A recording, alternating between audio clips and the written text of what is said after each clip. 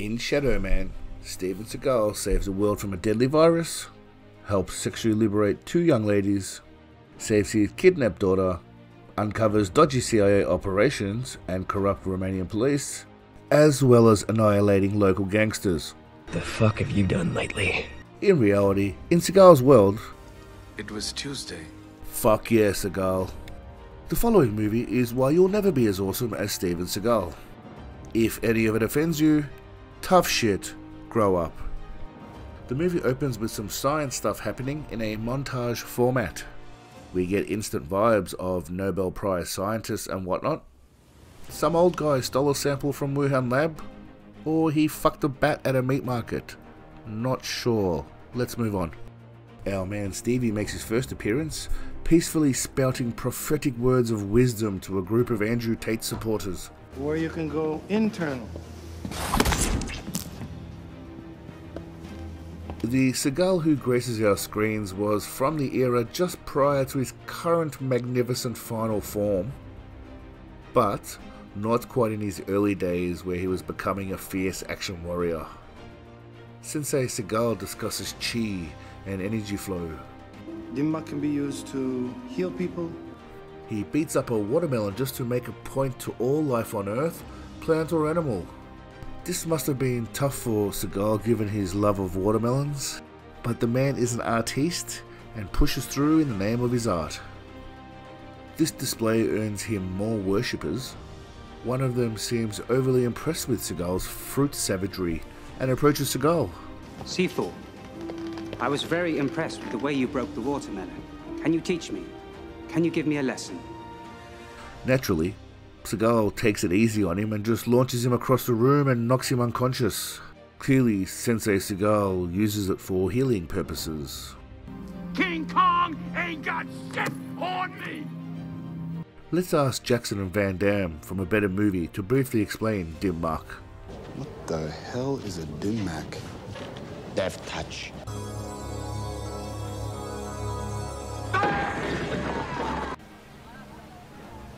Okay, USA. Then, not Seagal's body double proceeds to absolutely annihilate everybody. Rumour has it this wasn't even in the script, and Seagal did it because somebody ate his bacon and egg bagel.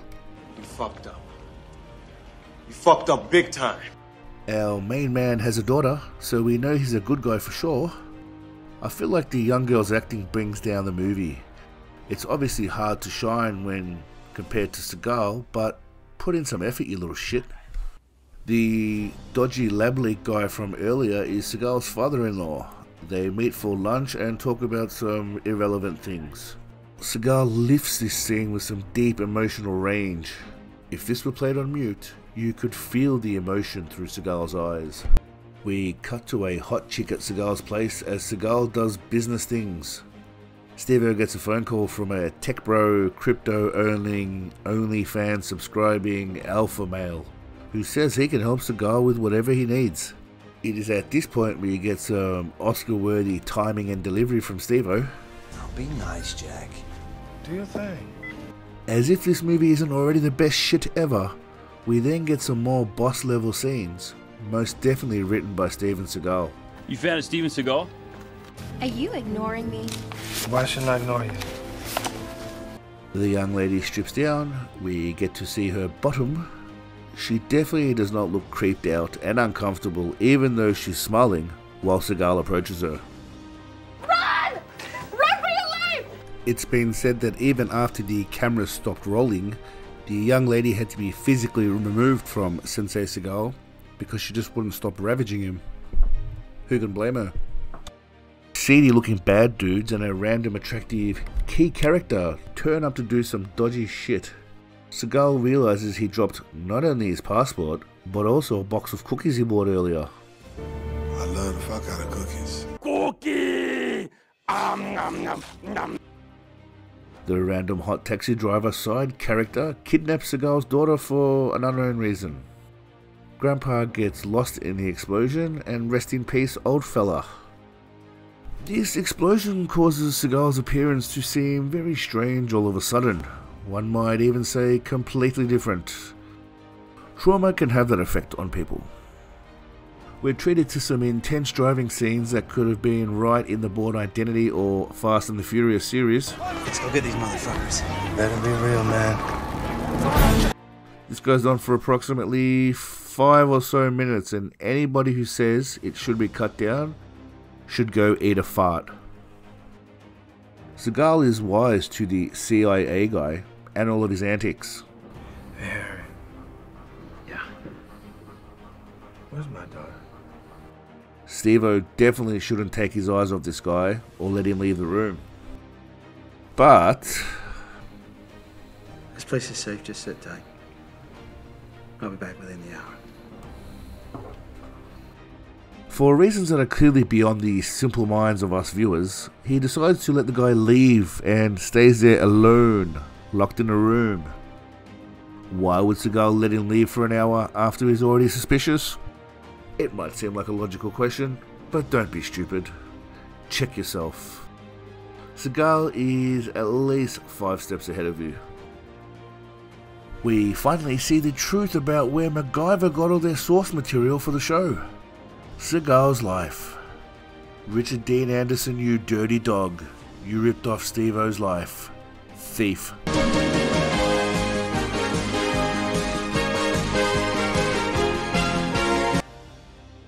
Seagal puts some finishing touches on his scheme just as the hoodlums are closing in. He has music playing for them. You know what happens when Seagal hears music.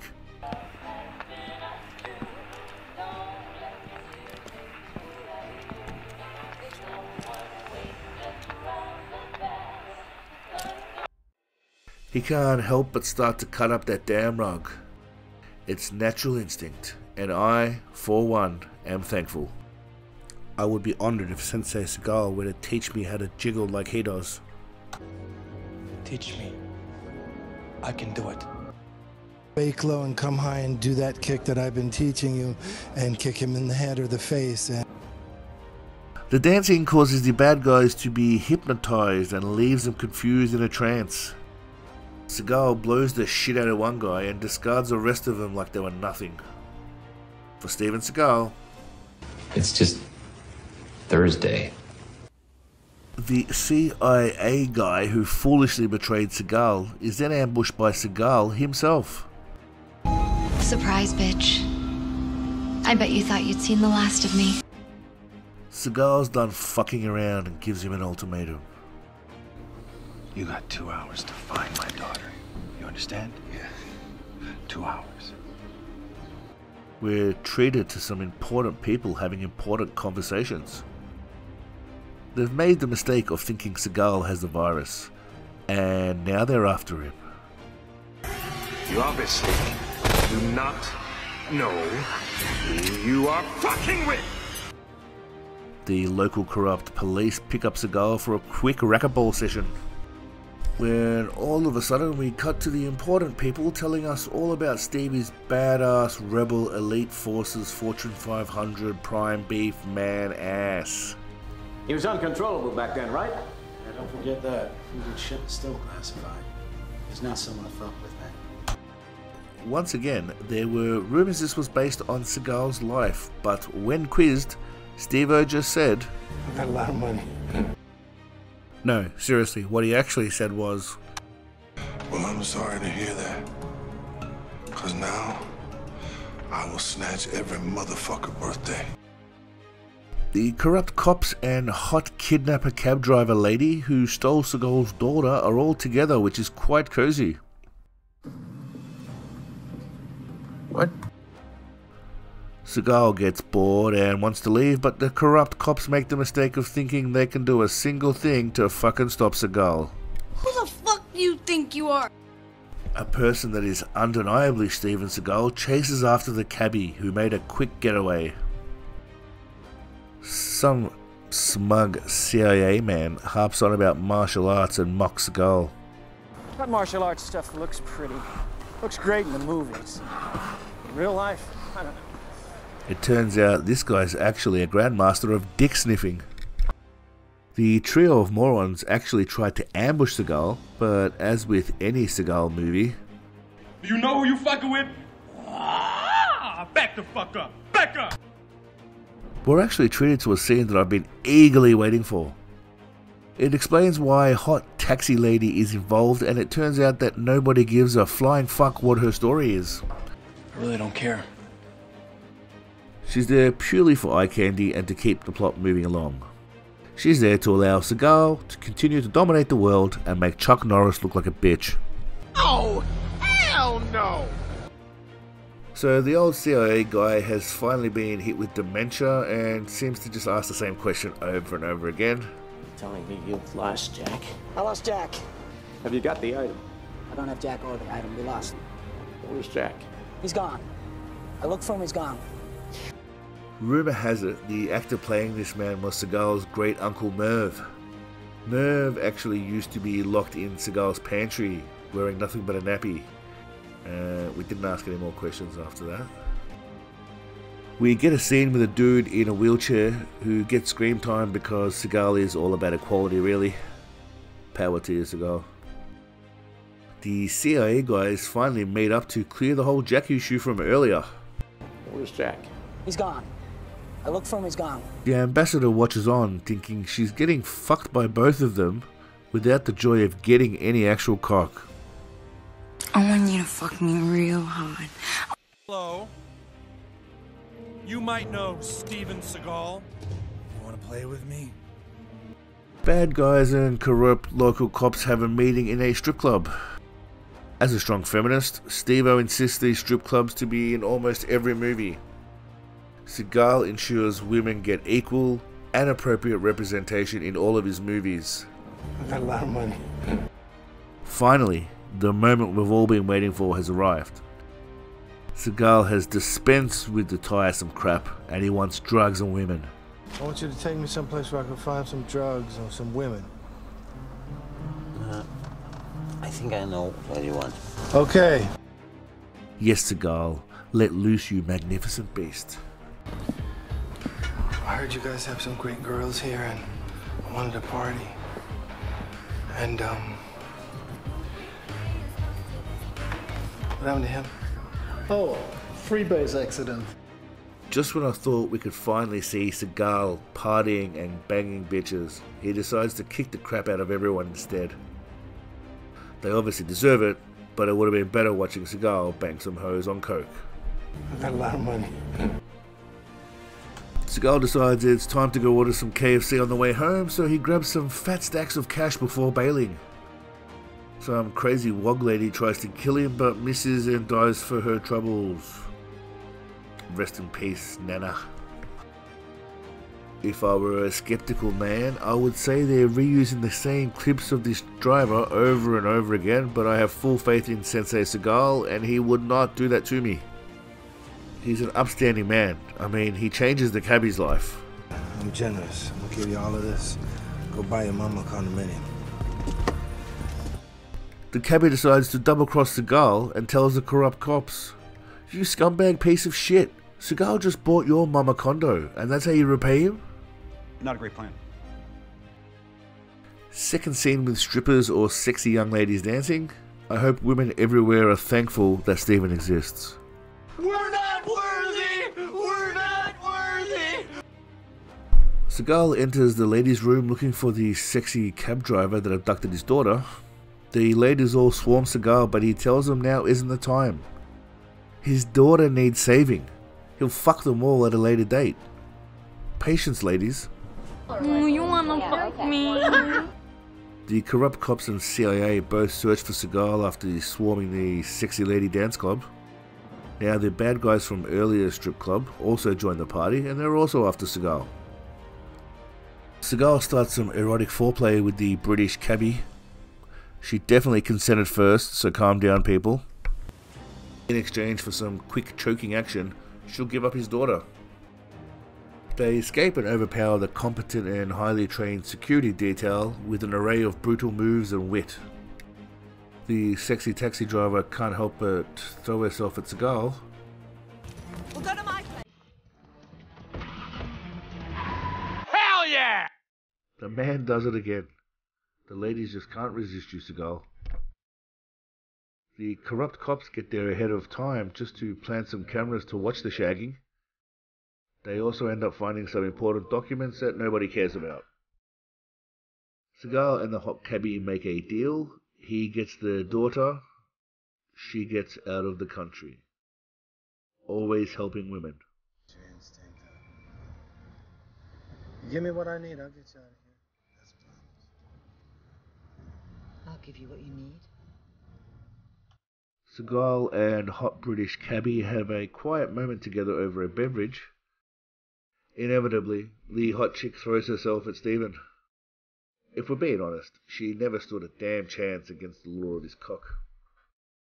Was there any need for her to take off her top in this scene? Probably not, but that's hardly relevant. Shut up. Wheelchair guy who was babysitting the kid couldn't even do that right. He's dead and she's missing. I know they say equal opportunity for disabled people and shit, but if you can't do a job, don't say you can, mate. Simple. Seagal pieces everything together, including knowing that the stylus he has contains a virus and was swapped from the old guy. It's a logical assumption to make, randomly, out of left field. Your tiny brain won't ever understand a complex creature like Steven Seagal and how his mind works. While he's piecing all this together like Columbo, the corrupt cops take hot cabbie hostage. He shoots them both before they even have time to scratch their nuts. Seagal explains complicated technical stuff to the pretty girl, who's just leaning over and mesmerized by his fucking genius intellect. One might say she's hinting to Seagal for some backdoor rumpy-pumpy. What looks 100% like Steven Seagal is walking out and down the steps.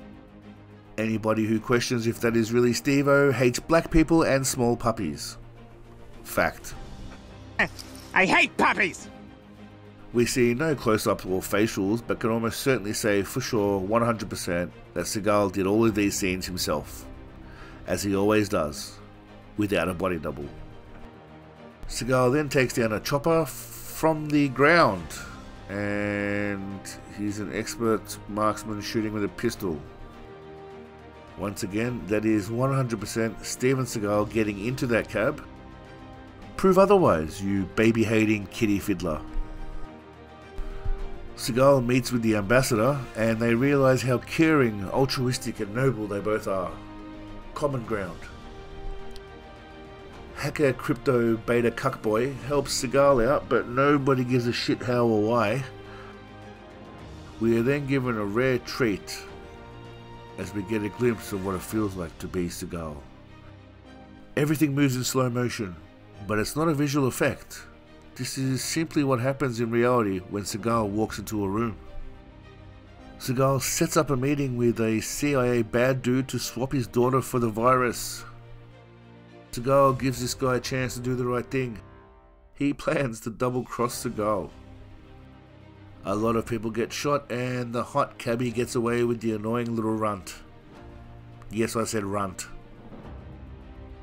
Out of character, Seagal shows some insensitivity by allowing the bad guy to spout racist lines. I believe in your country they call this a Mexican standoff? It turns out Seagal's brother is the Mexican president, so it's all good to have lines like these in Seagal movies. Me ride me tiny bicicleta to ski. See me ride me teeny bicicleta to school. Seagal pulls apart his gun, knowing he'll still eat these guys alive, even unarmed. In fact, legend has it that not only did Seagal train the entire US Special Forces, but he was once part of the Sailor Moon team. The evil grandpa turns up at the end for the ultimate double-cross. What a piece of shit. Risking his granddaughter's life, I hope Seagal rips off this guy's nuts and shoves them down his throat. Even though the kid's annoying, you still don't want it to die. As the evil grandpa thinks he's gotten away with it, Seagal lets him know. And it ain't over. It ain't over till the wolf howls. Seagal is that fucking wolf bitch, and only he decides when the movie's over. He then uses his Master Dim Muck, Death Touch. What the hell is a Dim-Mac? Death Touch.